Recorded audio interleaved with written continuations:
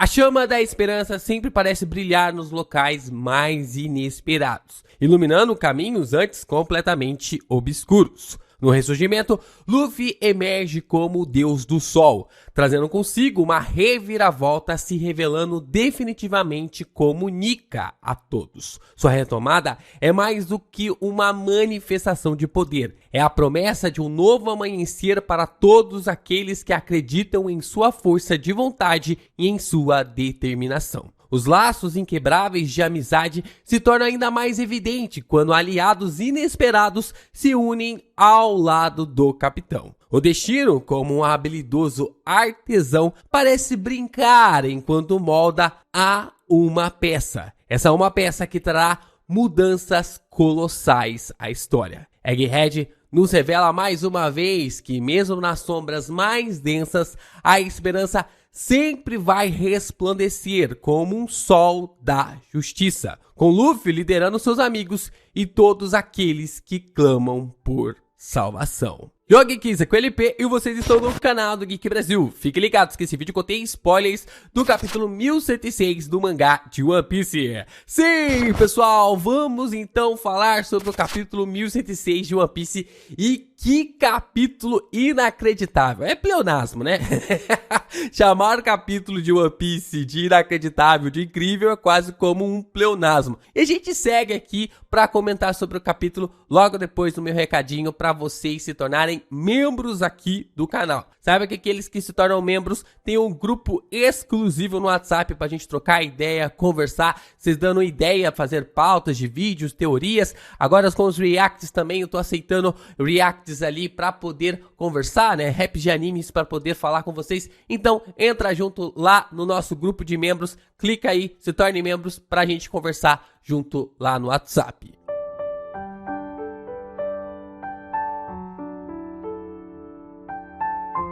O capítulo começa com o Luffy desinchando, né? Ele tá no processo realmente de pegar toda a energia, toda a comida que ele andou comendo nos últimos minutos, nas últimas horas, nos últimos minutos, e aí o Luffy ele começa a se transformar em sua forma Nika. A gente observa ali um sorrisinho Malandrovski, o personagem realmente entrando novamente na sua forma Nika. E assim nós observamos o Buster Call continuando, atirando para tudo quanto é lado ali na ilha, enquanto os pacifistas têm ainda Bonnie, Atlas, Frank e Kuma na mira para acabar com todos eles de uma vez por todas. A marinha começa a atirar na praia, enquanto Saturno ordena que os pacifistas atirem neles sem parar. E nós então observamos uma página bem parecida com a página que rolou no capítulo passado,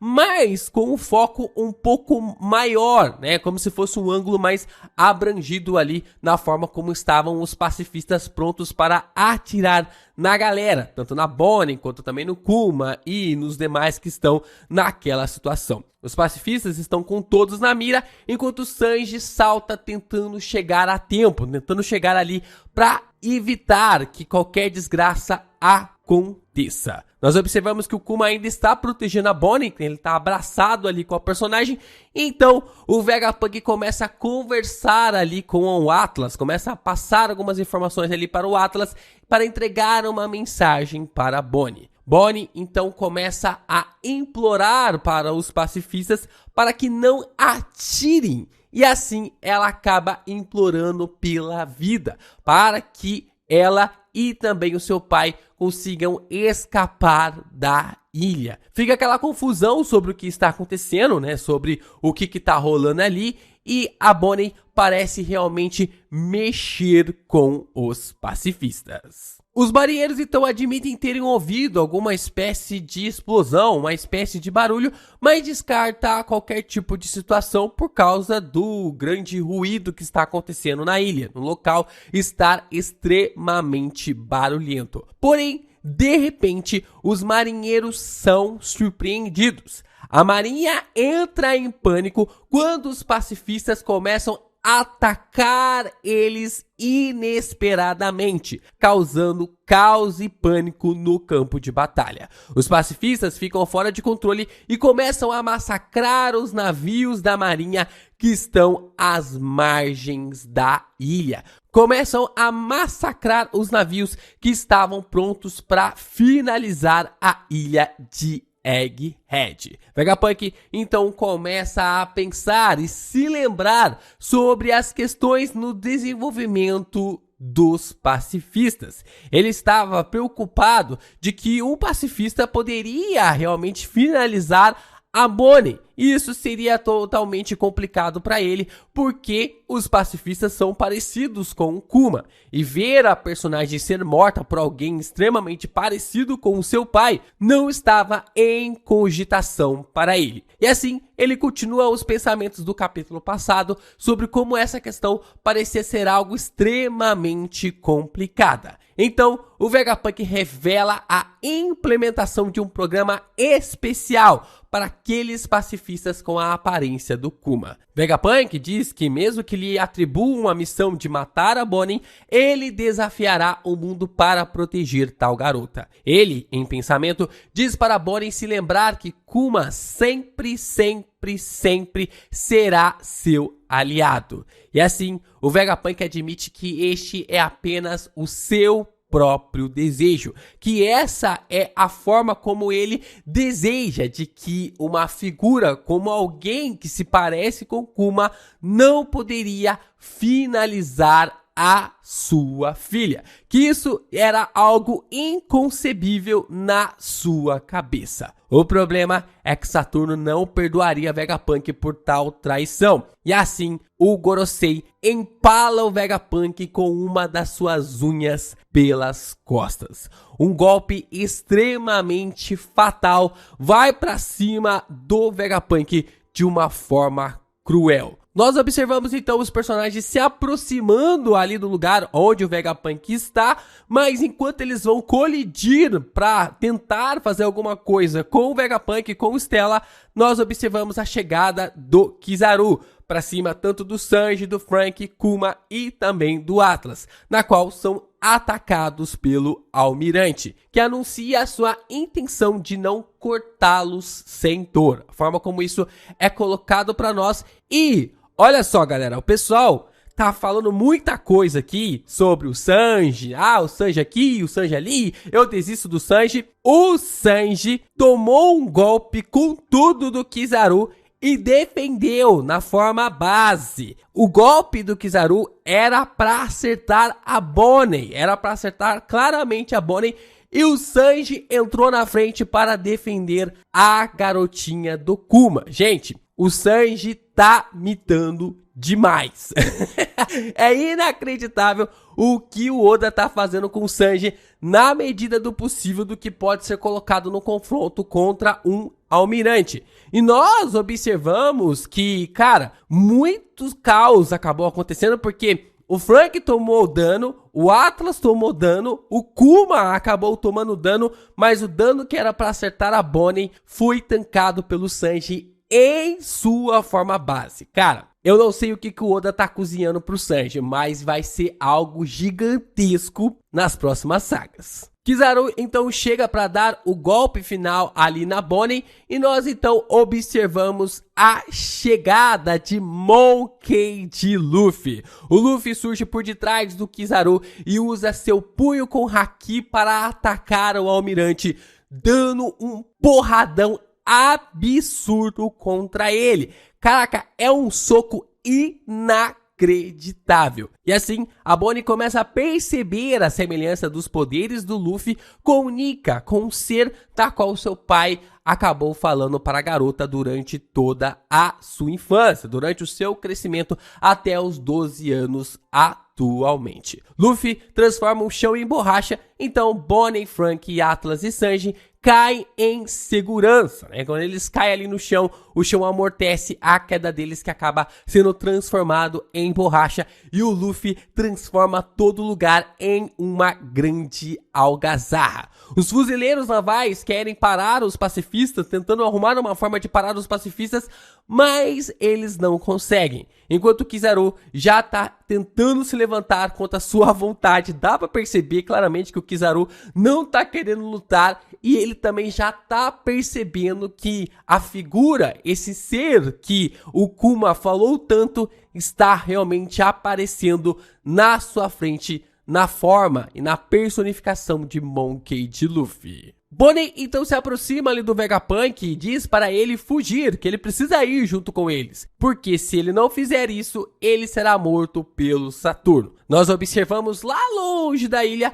o velho robô se movendo, se movendo bem ligeiramente no ritmo de Nika. Nós observamos que as batidas dos corações de Nika está começando a mexer no robô ancestral, neste robozão aí ancestral. E assim, a Bonnie começa a perceber que existe uma certa semelhança com aquilo que ela está vendo com as histórias também contadas pelo seu pai. E assim, o Vegapunk acaba dizendo para a Bonnie de que realmente é a verdade, de que o Kuma havia descoberto a verdade e diz que aquele na qual o Kuma olhou, o chapéu de palha Luffy, acabou sendo o próprio governante, o próprio deus do sol Nika. Na forma como o Kuma estava certo. Na forma como o Kuma esteve certo durante todo esse tempo por acreditar que Monkey D. Luffy era a forma, era a manifestação do deus Nika. Temos uma página dupla absurda da Bonnie vendo o Luffy pulando como Nika, se manifestando ali como Nika. E o Vegapunk afirma que convocar o Buster Call é ineficaz, porque naquele momento existem muitas pessoas ao redor do mundo que esperam pelo retorno de Nika há séculos, que esperam o retorno da manifestação do Deus do Sol há muito tempo. E umas dessas pessoas estão neste exato momento aparecendo. Porque vamos para o norte do mar, em Egghead, na qual a marinha está tentando enviar um relatório informando que há um grande navio se aproximando, repentinamente vindo do mar ao norte da ilha. Os marinheiros gritam sobre não existir dúvidas sobre eles, mas questionam sobre não terem desaparecido há mais de um século. Os fuzileiros navais fazem uma tentativa desesperada de repelir a nova força desconhecida. Essa força são os piratas gigantes a bordo do seu navio gigantesco, liderados por Dory e Brogy. Brogy acaba dizendo que os marinheiros ficam perguntando, questionando por que eles estão naquele lugar. Dory responde que neste mundo só existe a inevitabilidade, como se estar ali é algo que não poderia ser evitado. Brogy diz que eles estão naquele lugar para ajudar Luffy. E Dory complementa lhe chamando de Deus do Sol. Ah, meu amigo, se você não tá arrepiado nesse momento, porque eu tô, eu tô totalmente arrepiado. Caraca, que inacreditável esse desfecho dos dois chamando o Luffy de Deus do Sol. Com uma puta esperança eles chegam. E eu sei que você também vai chegar junto nesse vídeo, deixando o seu like, se inscrevendo aqui no canal e compartilhando esse vídeo também com os seus amigos que são fãs de One Piece e estão ansiosos pelo capítulo 1106. Ah, e quem diria, hein? No final das contas eram Dory e Brogy. Oda faz das linhas tortas coisas maravilhosas.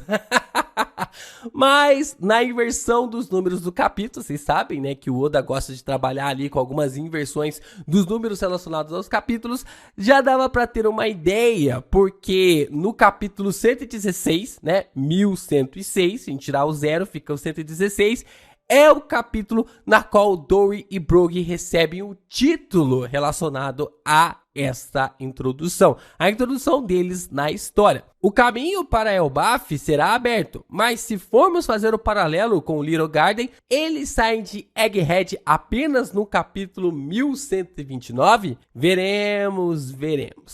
Emocionante pra caramba também é a Bonnie vendo finalmente Nika. Putz, ainda bem que o Oda mostrou o Nika pra ela. Ver o olho da garota se enchendo de esperança foi algo formidável, um quadro realmente incrível de ver a personagem reconhecendo Nika bem na frente dela. E as falas do Vegapunk pra ela confirmando que o Luffy é mesmo Nika deixa tudo ainda melhor. Tudo se encaixando em seu devido lugar, com o capitão sendo reconhecido como o grande libertador. Por outro lado, Vegapunk pagou um preço caro demais por suas ações. A escolha dele de ficar ao lado da Bonnie, não importando o preço que fosse, teve um desfecho cruel com ele, com a unha do Saturno lhe empalando. A perspectiva para Stella é que o jogo vire e que o mesmo pode morrer junto da destruição de Egghead. Eu não estranharia da Lilith ficar com o Chapéu de Palha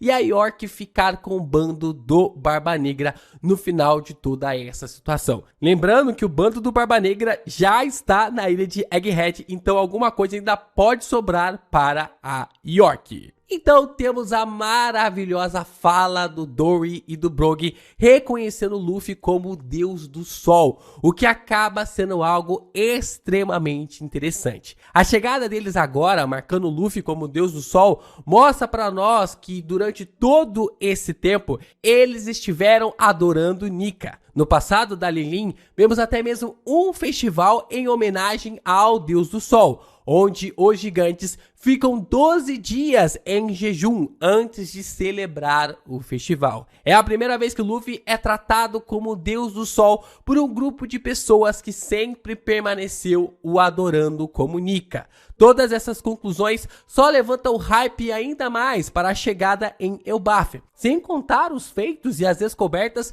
de Sol durante esse tempo por causa dos livros de Ohara. Soul ficou mais de 22 anos estudando os livros de Ohara e deve ter muita coisa para revelar a Robin. Pode ser a saga que o Oda mais vai revelar informações do século perdido até chegarmos à revelação total. Eu espero realmente que Elbaf, que é uma saga, uma ilha, um momento da história de One Piece que é colocado para nós há muito tempo. Desde o capítulo 100, acho que no capítulo 103, 104, que nós temos a introdução dessa ilha e agora nós estamos observando mais e mais conclusões colocados para nós. Quase 1000 capítulos depois, o Oda está colocando ainda mais pontos. Então essa saga ela é de suma importância, é de uma importância tremenda para os próximos acontecimentos de One Piece. É a ilha com mais conexões com o século perdido e também com mais detalhes envolvendo a Nika. O que Elbaf está guardando? Quais são os segredos que Elbaf está guardando do mundo e que esteve mantendo as suas mãos, esteve mantendo em seus segredos para não revelar sobre as informações, até a revelação de Monkey e de Luffy como Nika. A esperança espalhafatosa de Nika como Deus do Sol vai colidir com o surgimento simples do Luffy nessa saga. O Luffy, ele não sabe que ele carrega um poder de um deus. Para ele, a sua habilidade é apenas a de esticar, a de uma borracha. Então isso vai colidir com a figura divina vindo diretamente em sua missão. A herança que Monkey D. Luffy terá que carregar até lá será crucial para o prosseguimento do Chapéu de Palha. Mas antes disso, eles têm que fazer um Gorosei, pagar tudo de cruel que ele fez ao longo da sua miserável vida.